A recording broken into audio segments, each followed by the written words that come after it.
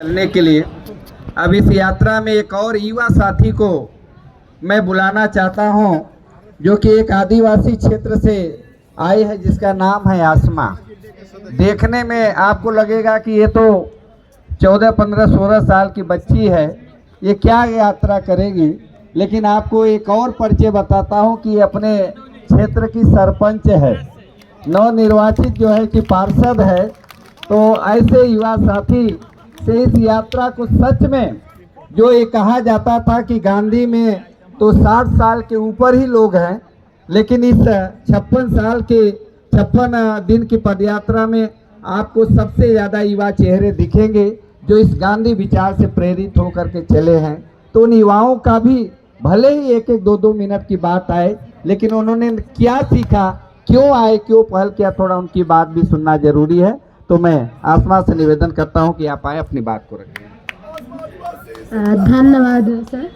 आप सभी लोगों को संविधान दिवस के इस शुभ उपलक्ष्य पर एक कदम गांधी के साथ जो परिवार है, गांधी परिवार है, सभी लोगों का मैं स्वागत अभिनंदन करती हूँ। जो हम 1000 किलोमीटर की एक हमारा जो कदम हम जिस दिन 2 अक्टूबर बनारस राजघाट से हम चले थे, वो घटना हमारे लिए बहुत अंदर को झकझोर देने वाली थी कि हम अपने जो हमें आज़ादी दिलाए उन्हीं की प्रतिमा पर हमें फूल चढ़ाने के लिए हमें 5-5, 2-2 लोगों की कतार पर जाना पड़ा।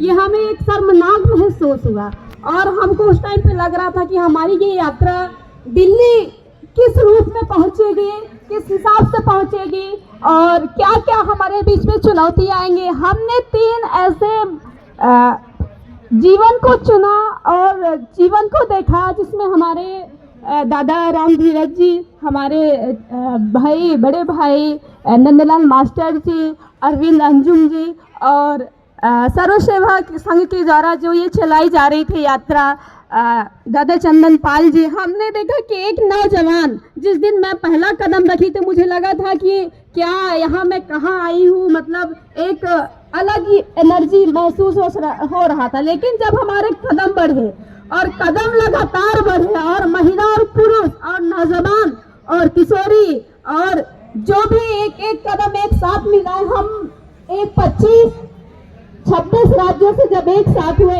एक अलग संवाद हमारा जुड़ा, अलग विचार जुड़ा और उससे जो एक एनर्जी और एक शक्ति हमें मिली। हमको लगता है कि देश की कोई भी ऐसी लड़ाई और ऐसी समस्या नहीं है जो इस शक्ति के आगे झुकेगी नहीं। और हमारा यही प्रण है कि कभी भी हमारे संविधान और जो सद्भावना है, भाईचारा है, भारत देश का जो भाईचारा है, मुझे लगता है अन्य देशों में शायद ही मिले, क्योंकि हमने जो एक दिन बिताए हैं, एक घर जो हमारा पड़ाव पड़ा है और जो हमारे एक कदम चलते रहे, उसमें हमें मजदूर मिले, महिला मिले, किसान मिले, नौजवान मिले और एक कर्मचारी संघ मिला, जिनसे हमने संवाद किया और बातों बातों को लेकर चढ़े और एक नई ऊर्जा मिली। हम युवाओं को यही संदेश देना चाहते हैं कि आप यात्रा करें और आपकी जीवन की यात्रा बदल जाएगी। जय हिंद, जय भारत, जय महात्मा गांधी हमारे।